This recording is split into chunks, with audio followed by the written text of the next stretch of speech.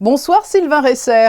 Bonsoir. L'Union européenne est donc finalement parvenue à faire voter ce texte interdisant les véhicules thermiques à partir de 2035, mais l'Allemagne obtient une main tendue avec la porte ouverte aux carburants de synthèse, parce qu'il faut bien le dire, lorsque l'Allemagne s'est faite menaçante et a annoncé qu'elle ne voterait pas le projet européen, cela a arrangé tout de même beaucoup de monde, non ?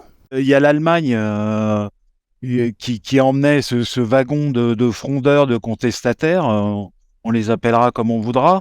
Il y avait également l'Italie, la Bulgarie et la Pologne. Bon, je pense que c'est une décision plutôt raisonnable parce que ce soit les industriels, mais aussi les usagers, les consommateurs, enfin un ensemble de personnes était plutôt d'avis de penser et d'encourager la neutralité technologique plutôt que on va dire, de faire le choix d'une seule technologie. Le nœud du problème, Sylvain Resser, c'est qu'il faut réduire les émissions de CO2, mais de toutes parts, les solutions proposées ne sont pas forcément très durables et respectueuses de l'environnement.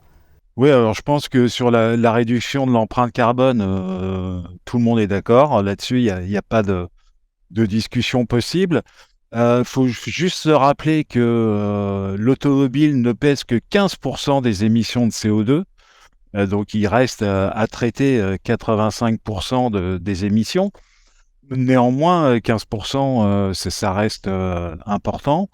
Et effectivement, si on regarde la voiture électrique, en fait, il y a une erreur. Pourquoi est-elle présentée Et, comme une solution miracle, cette voiture électrique ? il y a une erreur initiale, c'est que les députés européens ont pris les émissions à l'échappement. Et si vous prenez les émissions à l'échappement, effectivement, la voiture électrique est la solution miraculeuse.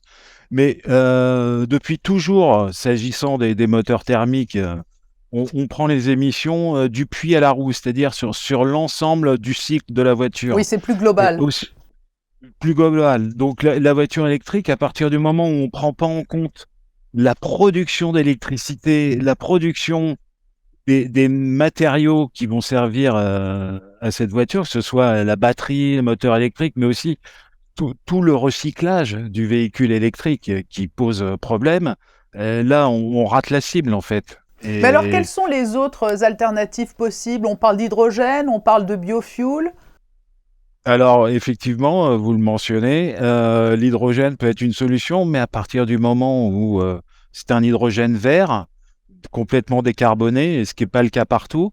Et puis, il y a cette solution du e-fuel, des carburants synthétiques, qui commence à émerger. Il y a des constructeurs qui travaillent là-dessus. Et ça peut être très intéressant parce que, en fait, ça va directement travailler sur le parc existant. C'est-à-dire que Oui, ce ne serait pas on ça on signerait n'aura pas la pas fin du besoin, thermique. exact, on n'aura pas besoin, entre guillemets, de mettre le parc existant progressivement à la poubelle, comme ce qui finalement était un peu encouragé. La fin du thermique, de toutes les manières, ne résoudrait pas tout. J'imagine que la destruction d'un immense parc thermique serait coûteuse aussi, hein, et en tête de pollution.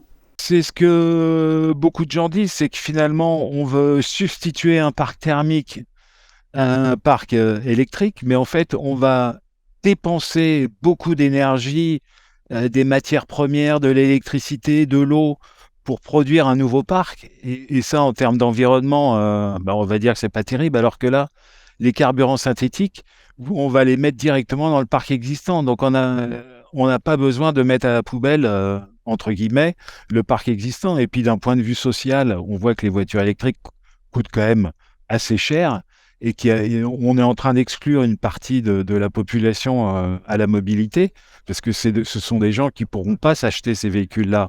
Alors que si on leur dit, demain, vous pouvez garder votre voiture en injectant un carburant plus propre, décarboné, là, finalement, l'effet, il est immédiat. Et quid de l'hybride en conclusion ? Est-ce que l'on peut imaginer un hybride entre électrique et biofuel, et est-ce que ce serait la panacée ? Hybride, complètement. Demain, alors, il faut savoir que demain, s'il y a des carburants synthétiques, il n'y aura pas besoin de modifier les moteurs des voitures. Donc, Demain, que ce soit une voiture hybride rechargeable, elle pourra fonctionner aussi au carburant synthétique. Alors, je sais qu'il y en a beaucoup qui disent que le carburant synthétique coûte très cher à produire, et que c'est pas évident, mais une de ses premières applications, ça va être l'aéronautique. Et on va avoir d'économie d'échelle et de productivité assez rapides finalement. Et je pense que d'ici 2030, 2032, on sera déjà bien avancé là-dessus. Merci Sylvain Resser de nous avoir apporté cet éclairage sur l'avenir des véhicules thermiques mais aussi électriques. Merci à vous.